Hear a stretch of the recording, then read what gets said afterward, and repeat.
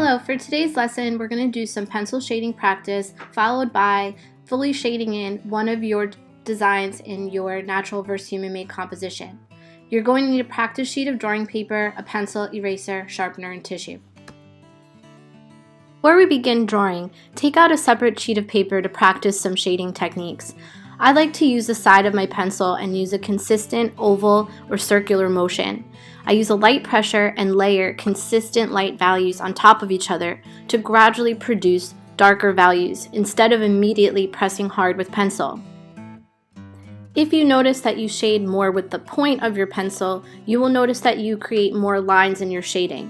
If you're trying to create a smooth style of shading and blending consistently from light to dark, then try to stay away from putting too much pressure on the point of your pencil and shade using the side of your pencil. So the side of your pencil and your paper will be making more contact. So here's an example of if I start shading just holding my pencil upright and I'm shading back and forth using the point of my pencil, you're going to notice that there's a lot more lines. And those lines are going to be a lot harder to blend and make disappear. So what we want to do is lay your pencil more on its side so it's making more contact with the surface of the paper. And we want to use a circular motion to shade instead of a back and forth linear motion. Get comfortable adjusting your pencil into a new grip. Sometimes holding your pencil overhand or holding your pencil more towards the back of the pencil and towards the eraser will allow you to make more contact with the side of the pencil and your paper. So what I'm doing here is I'm making little ovals and I am keeping those ovals interlocking with each other and layering them over and over each other to gradually get darker. It's very easy for anyone to be able to put pressure on a pencil and produce a dark value immediately. What's more difficult is being patient with the process and allowing yourself to gradually build up very light layers of pencil. At this time, you may want to try to use the technique you just viewed to create 5 different values of gray with your pencil. Now let's try a gradation. A gradation is when you're able to go from light to dark and gradually transition from a dark value of pencil into a light value of pencil where it looks like it's seamlessly blending. So what I'm doing is I'm starting by shading lightly in sort of a rectangle shape. And then in order to get one end of my gradation to gradually be darker, I am layering that same light pressure over and over again, going from the left side to the right side. As I move to the right side, I am easing up on the pressure of my pencil. So it's almost like thinking about having your pencil as if it was a feather and you're just kind of dusting the paper very lightly when you want to get to the end of that gradation. As I layer more and more, I'm going to produce darker and darker values on the left side of my gradation.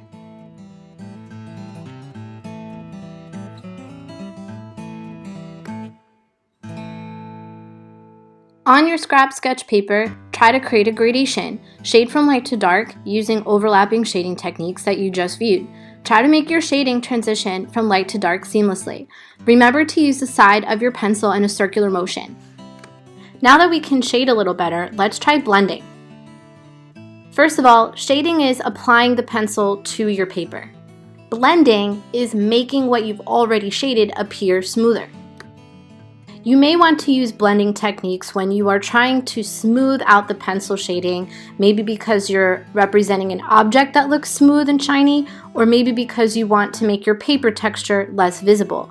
Please do not use your fingers to blend when using a graphite pencil. Your fingers will deposit oils onto the paper, and this will only just simply smudge your pencil. What you can do is wrap your finger in a tissue or use a tortillon or blending tool, which is sort of just a paper stump, in order to blend your pencil. So here I have a gradation that I want to blend. Do not use your finger to blend the pencil. Resist the urge to use your hands. Instead, wrap your finger with a tissue and use a circular motion to smudge and blend the pencil. You can also do this with a blending tool, which looks something like this. So if you have a blending tool at home, you'll notice that it has a pointed end. You would start in the area where you have darker values, and you would use that blending tool in a circular motion to start to smudge that dark value and bring it into the lighter end. You don't want to use the point of the blending tool. You want to use the side of the blending tool, and remember, no fingers.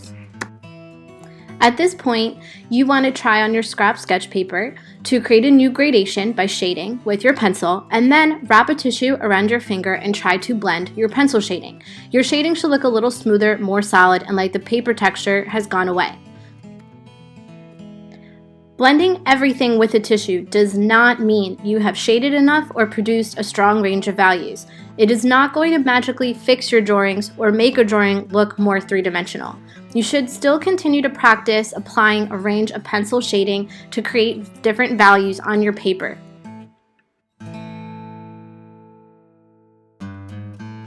Another pencil technique I encourage you to try is applying pencil with a tissue. What you want to do is press really hard with a pencil somewhere on a scrap piece of paper and layer a lot of pencil on top of each other. Then lift up your tissue, and you're going to drag your tissue and smudge it onto the black patch that you just created, and then smudge your tissue onto your paper. This will allow you to create some really soft shading techniques and really light values in a very smooth way without having to have your pencil make contact with the paper.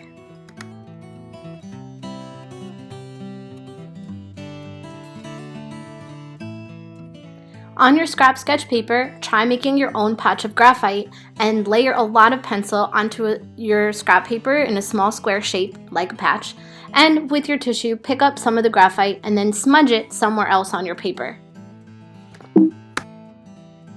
Your eraser is also a drawing tool. Yes, erasers are great because they can help us fix mistakes, but sometimes you can use your eraser to create textures and designs. You apply graphite first and then erase the graphite to make your marks with your eraser. This is good for making stitches in a shoe or tiny details in a flower. If you have a vinyl or rubber eraser, you can also trim it into various shapes to help you create sharper edges that you may need when you're drawing details. So what you can see me doing here is I'm just going to make a patch of graphite, just random value of graphite here, and then I'm going to use my eraser to make some designs or marks into it just to show you what that will look like. I also like to cut erasers like this into triangles so that way I can have 3 edges to work with and have different points and sides to use on the eraser.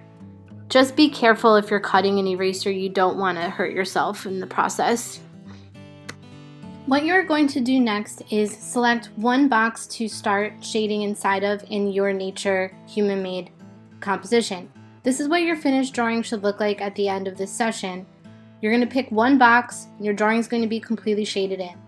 You can utilize the techniques that we just discussed, such as making a graphite patch, using a tissue to help you smudge or blend in colors into certain areas, and then going in and using the point of your pencil, side of your pencil, to produce a range of values and textures.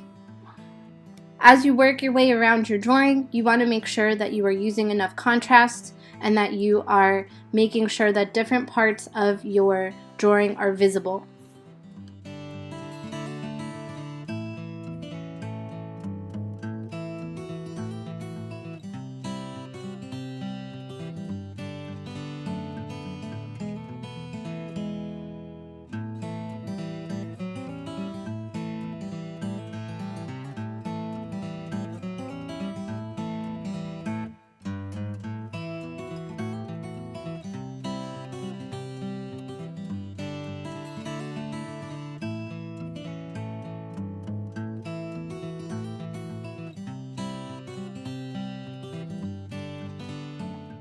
So you can see I'm working to lay in values so that way I'm creating a transition from light to dark amongst the petals of the flower, and I'm utilizing a really dark value for the negative space so that way my petals are showing up. I also use my eraser to erase away different textures that I'd like to see in the petals to create softness. I'm creating enough contrast in the interior of the flower so that way I could see all parts. Make sure your shading goes right up against the edge of your box. Your goal is to complete your drawing without showing outlines.